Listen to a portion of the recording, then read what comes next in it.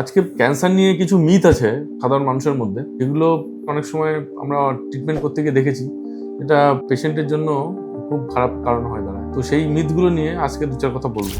নমস্কার, আমি doctor Rakesh Khan, laparoscopic and robotic surgeon. First myth যেটা আছে সেটা হলো যে পেইন নেই তাহলে ক্যান্সারও নেই। এটা কিন্তু খুব ভুল ধারণা।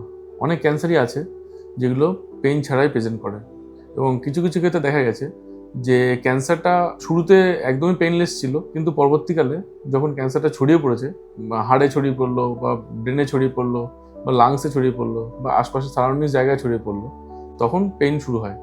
তো সেক্ষেত্রে ডায়াগনোসিসটা তখন অনেক ডিলেড হয়। তো সেই জন্য কোনো লাম্প বা কোনো টিউমার সেগুলো যদি দেখা যাচ্ছে দীর্ঘদিন ধরে আছে, অথচ পেন নেই, আপনি ভাবছেন যে পেন নেই মানে ক্যান্সার নয়, সেটা কিন্তু একদমই ভুল। সেকেন্ড মিথ যে বায়োপসি করলে ক্যান্সার ছড়িয়ে যাবে, এটা কিন্তু একদমই ভুল ধারণা।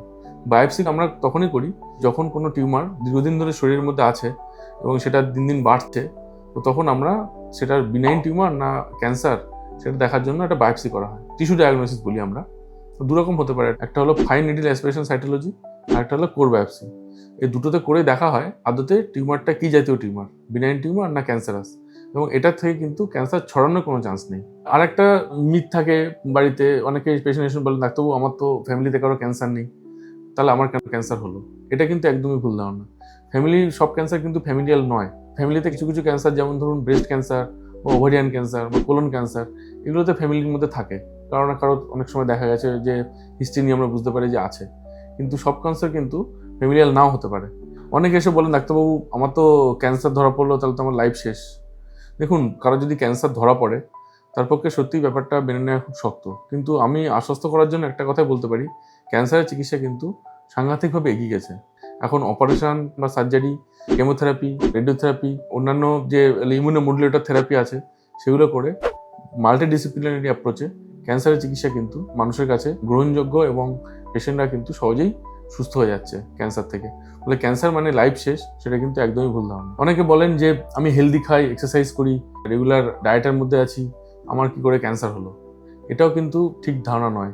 কারণ রেগুলার হেলদি খাওয়া দাওয়া খাওয়ার পরেও বা ওজন ঠিকঠাক রাখলেও অনেক সময় ক্যান্সার হতে পারে। যারা রেগুলার হেলদি খাওয়া দাওয়া করেন, রেগুলার এক্সারসাইজ করেন, তাদের ক্ষেত্রে ক্যান্সার হওয়ার সম্ভাবনাটা কম, কিন্তু তার মানে এই না যে তাদের কখনো ক্যান্সার হতে পারে না। আমাদের কাছে এসে বলেন অনেকে যে ছোট টিউমার, কোনো অসুবিধাই তো হচ্ছে না, তাহলে কি এটা ক্যান্সার?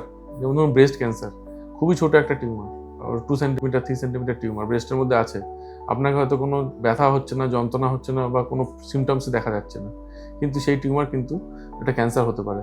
আমরা এফএনএসি করে বা বায়োপসি করে আমরা দেখি যে ওটা আদতে ক্যান্সার আছে কিনা, এবং যদি ক্যান্সার ধরা পড়ে তার উপযুক্ত চিকিৎসা করা উচিত। ফলে শরীরে যদি কখনো কোনো লাম্প বা টিউমার বা আনইউজুয়াল কিছু সিমটমস দেখা যায়, যেগুলো অবশ্যই ডাক্তারের সাথে কনসাল্ট করা উচিত এবং দেখানো উচিত যে সেগুলো থেকে কোনো ভবিষ্যতে ক্যান্সার হওয়ার সম্ভাবনা আছে কি নেই। ধন্যবাদ আমার ফলোয়ারদের, যারা এই ভিডিওগুলো দেখছেন এবং সাপোর্ট করছেন। যদি আপনাদের কোনো কোশ্চেন থাকে তাহলে কমেন্ট বক্সে লিখুন, এবং পরবর্তী এপিসোডে আমি এগুলো উত্তর দেওয়ার চেষ্টা করব। নমস্কার।